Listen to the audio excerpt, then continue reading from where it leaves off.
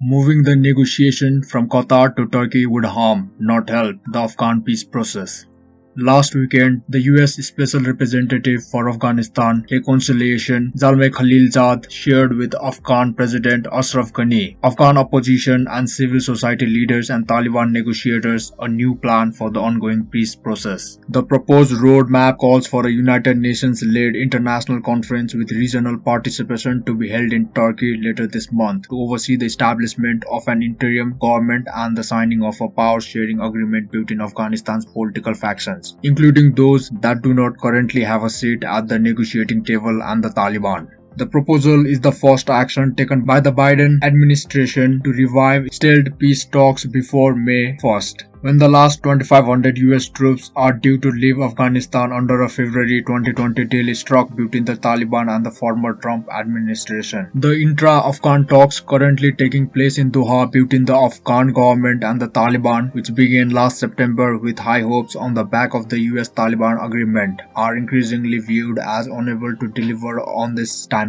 due to the Taliban's perceived disengagement from the negotiations and high levels of violence on the ground. The proposed roadmap made it clear to all involved parties that the Biden administration is committed to the US-Taliban deal, an important move that will help keep the Taliban at the negotiating table. Moreover, the sharp tone of Secretary of State Antony Blinken's letter to President Ghani about the roadmap, which was leaked to the media earlier this week, signaled that the new US administration is blaming the Ghani government, not the Taliban, for the stalling of the peace process. The draft plan has certainly re-energized the talks in Doha, with the Afghan sides meeting almost daily ever since its announcement. However, the proposal also has several shortcomings and could prove detrimental to peace in the long term. The fundamental problem with the proposed plan is its assumption that changing the venue of the talks and inviting more parties to the negotiating table, regardless of their legitimacy, would resolve the obstacles experienced thus far. However, such changes could not only lead to the failure of the proposal but also erase the gains made in state building, democratic representation and the rule of law in Afghanistan in the last 20 years. Why Turkey? On the face of it, the selection of Turkey as the new home of the Afghan peace process appears to hold promise for mediating a sustainable deal. As a NATO troop contributing nation, Turkey can monitor ceasefire complication on the ground. Moreover, it is in a position to work closely both with the US, which is seeking to restore its ties with Ankara damaged under the Trump administration, and Pakistan, which has formed a strategic alliance with Turkey in recent years. It is important that the country hosting the peace process has strong ties to Pakistan, as Islamabad is well placed to exert pressure on the Taliban. Turkey also has a vested interest in the current political situation in Afghanistan, as it has provided asylum to many Afghan activists and intellectuals threatened by the ongoing wave of assassination. As a predominantly Muslim country, it could provide reasonable arrangements for the negotiators if the discussions extend into Ramadan. And like Qatar, Turkey has a long-standing positive record of mediation engagement. Will moving the process to Turkey achieve anything? And yet, moving the peace process to Turkey would likely achieve very little, as the change is not backed by a request for formal mediation by the Afghan sides. We have seen throughout the peace talks in Qatar that Afghan-led negotiations do not bear fruit in the absence of formal mediation. The little progress made on the agenda since the beginning of the talks was achieved only after the two sides accepted Qatar's offer to facilitate between them. The formal mediation role is also clearly needed to prevent issues of miscommunication such as the absence of the Taliban from the table after the break in January, which the group said was due to team members contracting COVID-19 abroad and simply failing to inform anyone about their delayed return.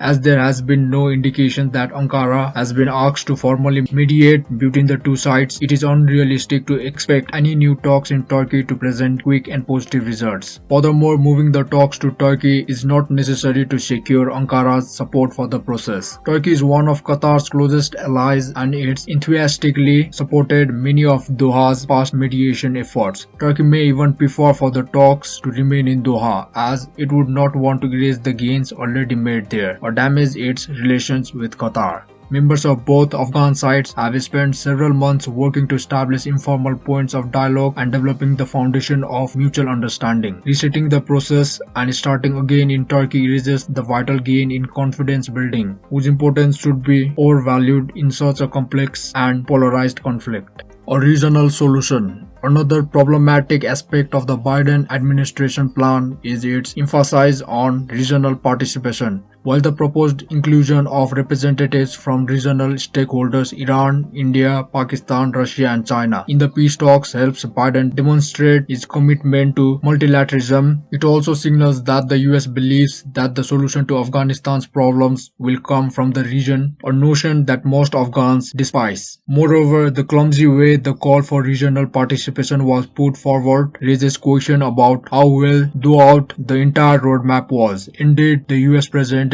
its proposal to each side in a way that created the impression that it had already been discussed with the other involved parties. In the end, however, it became clear that the plan for this regional conference were not pre-discussed with any party in a substantive way, including the proposed host Turkey. Rearranging the table. Similarly, the US call for adding new parties to the negotiating table requires careful reflection. The inclusion of Afghanistan's traditional strongmen and heads of its main political faction in the proposed Turkey conference would undoubtedly please the Taliban. The group has long been criticizing the absence of powerful political figures in the Afghan government's negotiating team and demanding to speak to those with authority. The group has long been criticizing the absence of powerful political figures in the Afghan government's negotiating team and demanding to speak to those with authority. However, the beauty of the present arrangement in Doha is that the government's negotiation team in itself represents a milestone in Afghan politics. It was birthed out of a state structure that took 20 years of investment by the Afghan people and the international community to put in place, at the expense of thousands of lives and trillions of dollars. Reverting to the grand bargain approaches of elite power used in 1992 and 2001, and bringing most of the same strongmen or perhaps their sons back to the negotiating table, would determine the tremendous sacrifices that have enabled Afghanistan to take these great steps forward.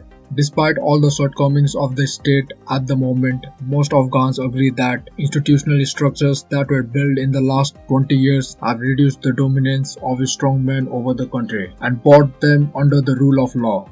Their re-inclusion in the negotiation about the nation's future would pave the way for the erasure of many democratic gains, from the empowerment of women and minorities to the widespread commitment to non-violent politicking. How can one expect that Taliban to be convinced of the popular legitimacy of the state if alternative arrangements can be implemented overnight? This is notwithstanding that an American proposal in itself creates as many problems as it seeks to solve. The continued American mediation between the Afghan sides in a conflict they are also a party to underscores for the Taliban in particular the reasons why they launched a war against foreign intervention in the first place. All is not lost. While the Biden administration proposed plan is unlikely to save the US-Taliban deal and pave the way for sustainable peace in Afghanistan in its current form, all is not lost. The stalled peace talks can still be revitalized with a few simple steps and consideration. It should be recognized that some of the delays and complications experienced during the Doha talks are the result of the COVID-19 pandemic and related travel restrictions. It is difficult for all parties to keep to the agreed timeline while the entire world is at a standstill due to a global public health emergency. The extension of the May 1st deadline for US troop withdrawal on the basis could ensure neither team is blamed for the delays and increase the possibility of an